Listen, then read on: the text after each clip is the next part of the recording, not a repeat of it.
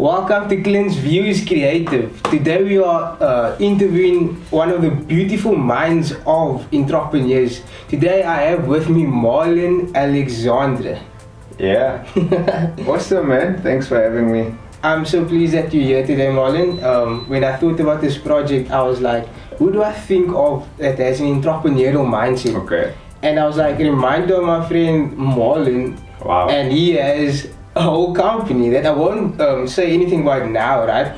He will tell you himself. But all I can say is that he's a brilliant person and he will give you some wisdom far beyond what we taught in school today. So Marlon, just introduce yourself to the people. Okay, cool. I'm Marlon Alexander. I'm 28 years old. I own my own business, custom steel designs, constructions. And yeah, that's pretty much me in a nutshell. I love going to gym. Doesn't always look like it, but it's one of my favorite hobbies. Yeah, I'm a very outdoors person, adventurous. Yeah. Cool. So, Marlon, Yes, sir. based on my thesis, and that's what this project's about, is to get the entrepreneurial mindset of people that kind of look like us, Okay. and that are implementing that knowledge in the world. So, Okay. according to my studies and the things that I'm digging out the information, it says that about 60% to 61% of South Africa, Western Cape specifically, is owned by white people, and about 18% Yeah. is owned by colored, and then 8% is owned by black people in Western Cape alone. So if we coordinate or put the data on top of each other, where gender-based violence and all other social ills come together, we see that poverty has a big role in producing social ills. It's almost like if you leave the bread in a dark spot too much, that's what happens. So I just want to get the mindset and the background behind the entrepreneurial mindset.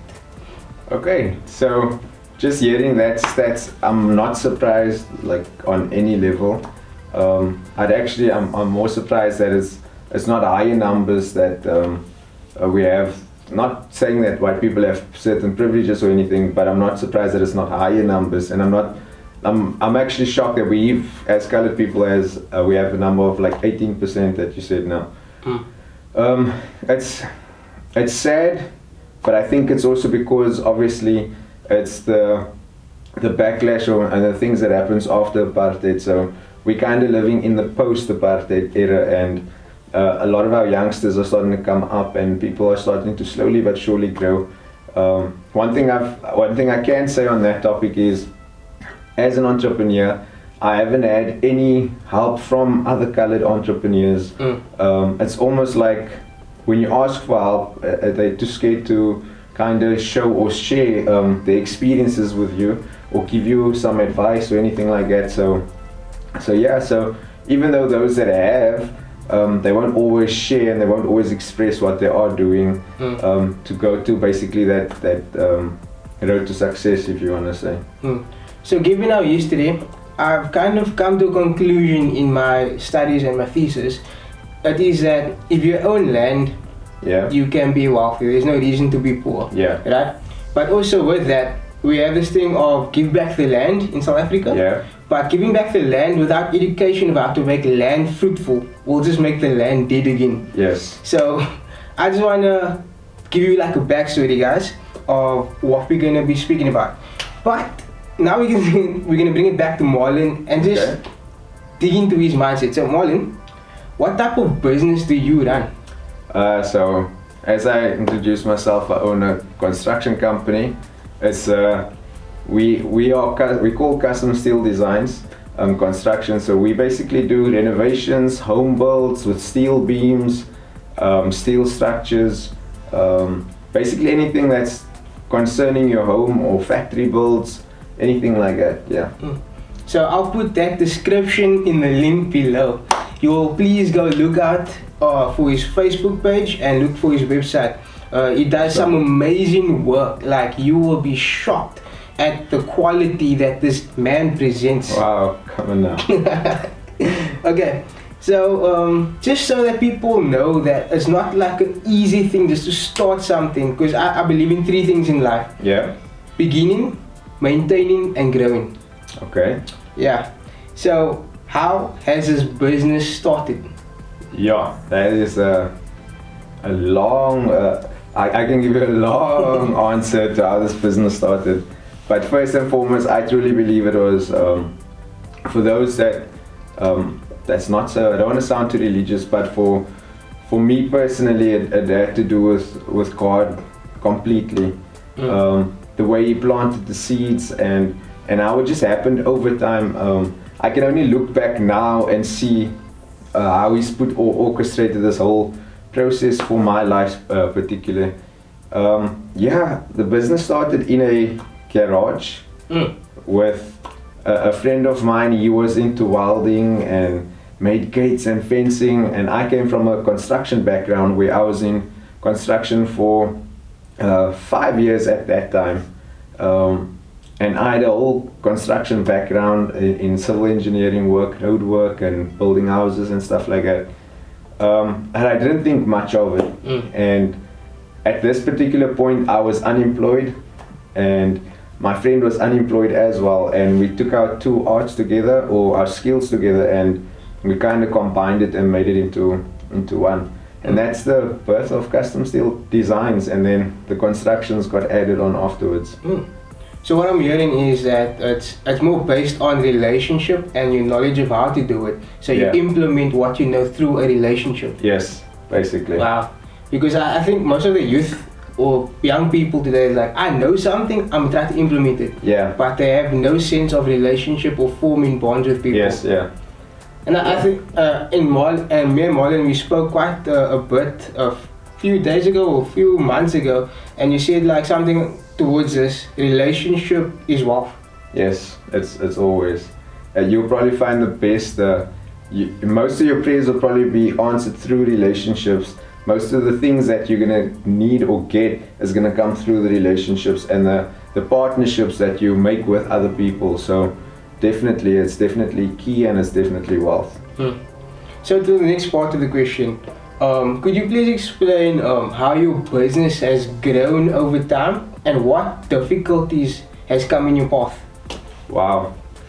The business, it grew and it went back and it went up again, and it was this kind of roller coaster that I feel that if you don't experience it, I just feel that not to make it sound like your story is going to be more tangible or anything like that, but I feel like it's truly just to build character. So the business grew up to within the first 3 months of business, myself and my business partner at the time, we got our first government contract, and we were amazed. We couldn't believe it. It went up immediately. We managed to employ I think it was about 12 people at that time, but it was all contract based. We employed 12 people. Business was going well. Suddenly there was this massive rip in business, and we ended up falling down, or we ended up splitting the partnership.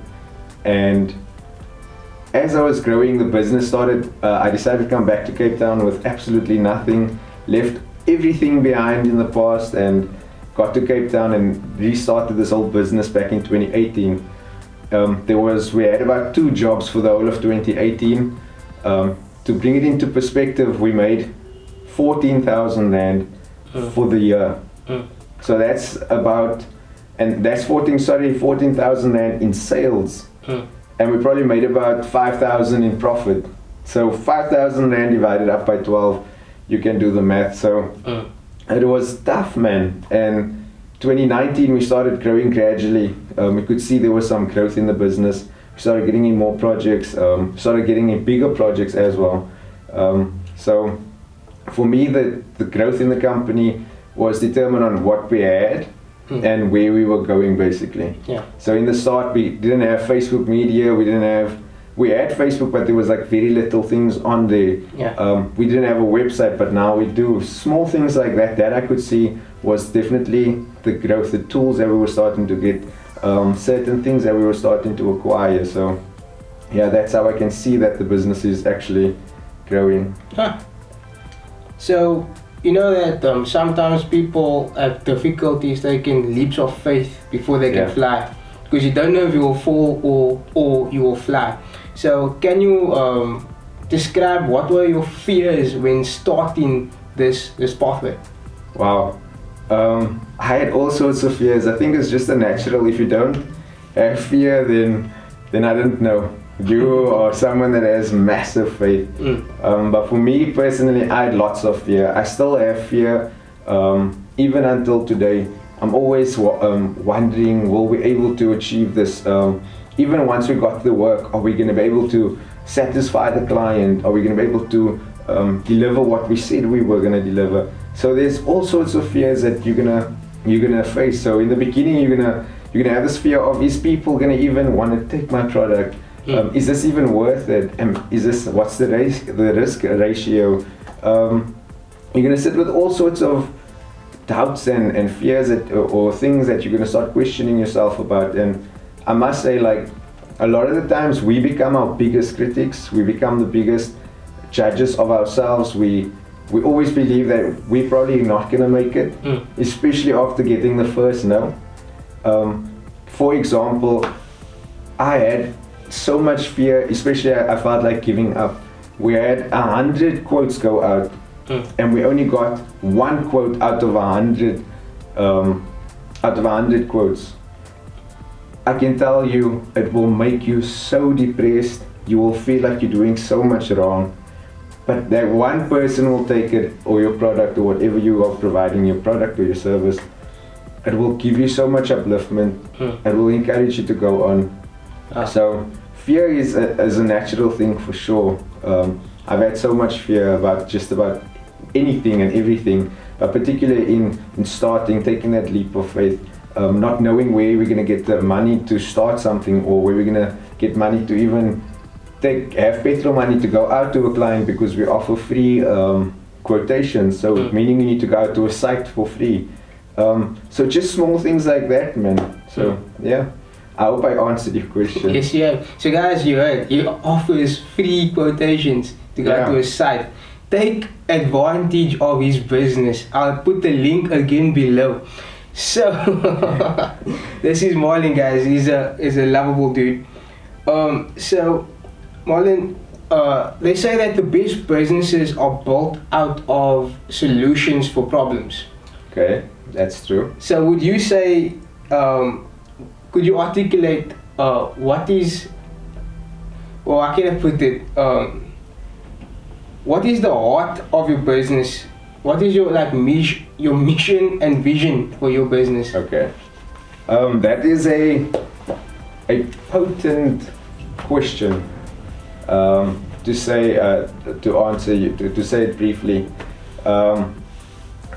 definitely businesses are a solution to a lot of the big businesses, are because of people bringing, or entrepreneurs or businesses bringing solutions to someone else's problem. But in my field particularly, we are here to, it's either between pain or pleasure. So that is our main sales pitch, is pain or pleasure. I could come out and fix your plumbing problem. We could come out, fix your electrical problem. We could come out because your building's skew or falling apart. Damn. That is a pain. So you as a client would want us to come and solve your problem. Our pleasure side of our business, or the pleasure side of our sales, is you wanting to make your home look a bit better, or wanting to renovate it and make it look so much more beautiful to your particular taste and style, that type of thing.